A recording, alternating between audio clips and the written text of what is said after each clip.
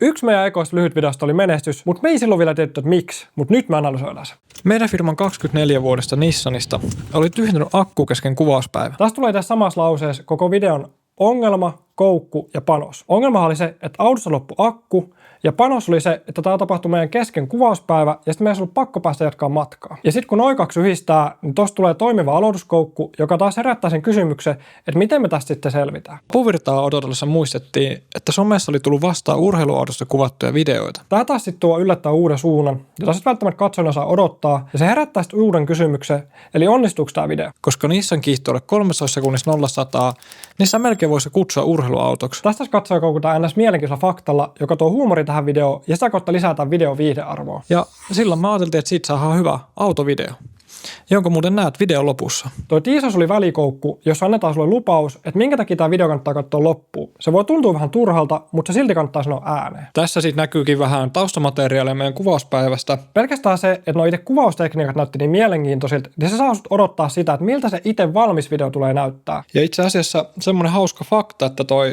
iPhone, jolla toi taustamateriaali on kuvattu, on kalliimpi kuin toi urheiluauto. Siinä oli vähän lisätty huumoria ja faktaa, ja sillä on nyt varmistettu vaan se, että sä et katsojana tylsisty, vaikka tuossa onkin noita hienoja kameraliikkeet taustalla. Loppujen lopuksi saatiin kärsyskaapelit, ja niissä hurahti käyntiin.